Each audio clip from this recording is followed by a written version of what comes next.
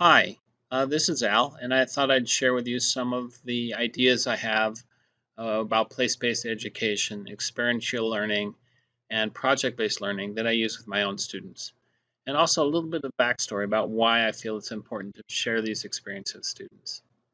Back in 2014, while waiting in line at TSA in Philadelphia, I was leaving a meeting, flying back home from a meeting, and I struck up a conversation with somebody in line. And it turned out they were native of Philadelphia. I told them how I skipped out of the meeting to go explore some of the historical sites, and I took a picture of the inside of the Liberty Bell. They told me that they felt that these historical places were more of a tourist environment. They saw really no historical value and didn't relate to the history of contained in these historical places. And I was kind of blown away. I wanted to know why, and to me, it probably can't. The only reasoning I could think of why they felt this way was that their own experience of history in school was very limited. Maybe an occasional field trip, but mostly it was probably textbook and lecture instead of experiences.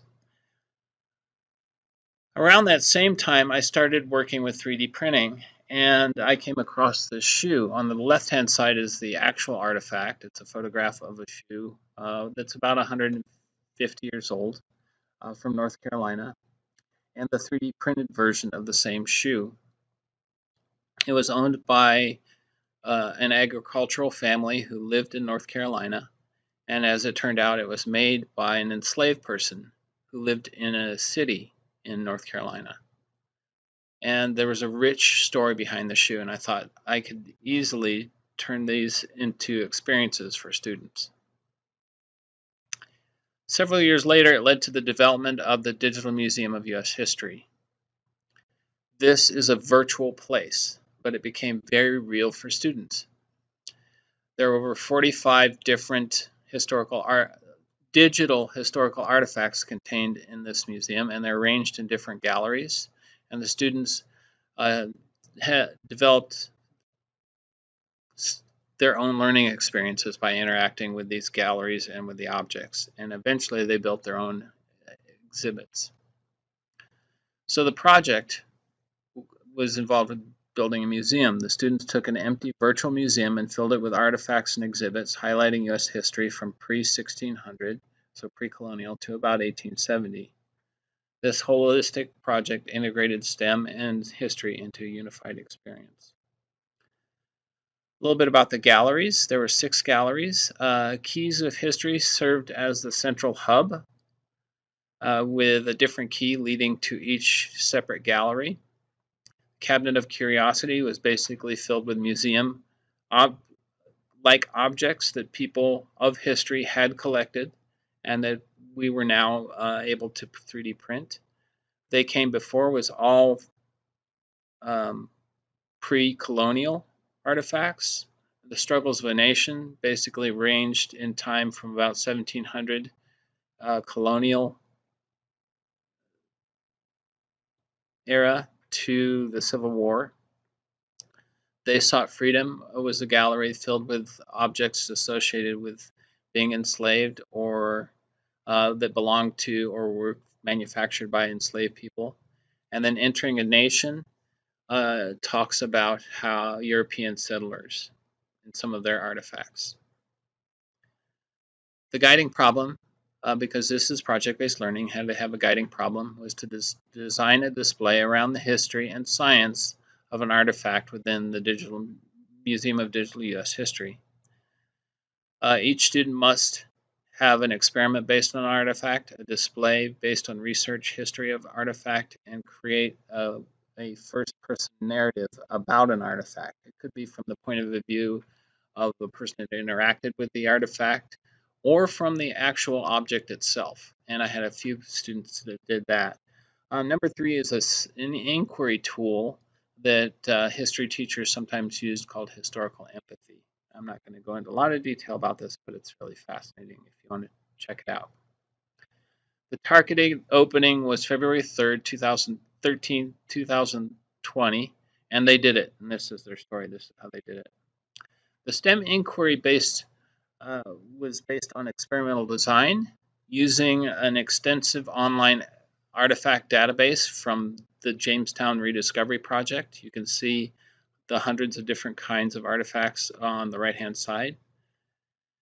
They looked at these different artifacts to determine what materials they're made of, including bone, copper, glass, stone. And then they designed tests and experiments on diagenesis. So what happens after these objects basically enter the earth or become buried. For the next 6 weeks, they observed, measured changes in the materials. Then they graphed their results to report the results of their experiments as part of their display. While they tested the materials, they also researched the history of an artifact they chose. So these are a few of the 3D printed artifacts, including a dog jaw from Jamestown, a window from a shipwreck, various keys, including a key that was found in Edgar Allan Poe's pocket after he died. The artifact selection was based on interest, context, and impact. Inquiry focused on historical empathy. This tool facilitated student interaction with the lives of the people associated with the artifacts. A few of the artifacts that you see here, starting with the lower left-hand corner, those are George Washington's false teeth. In the center, you see a dog jaw from Jamestown that had kerf marks on it, so evidence of butchery. On the lower right-hand corner, you have a couple pieces found in one of the oldest remaining freedmen's cabins. So somebody who had been enslaved and since became free. They believe that these were toys that were carved out of wood for the person's grandchildren. And the slave auction block in the upper right-hand corner from Fredericksburg. So here's an example of historical empathy. Again, based on the shoes. It's an old pair of children's shoes. As you build the layers of empathy, then you also build the story behind it. It was an agricultural family called the Nolans from 1862 in North Carolina. An enslaved craftsman named Old Jack made the shoes, and the father fought to protect their way of life, so he became a soldier on the Confederate side to protect their way of life. It's important to accept that this is how our part of our history that's still playing out.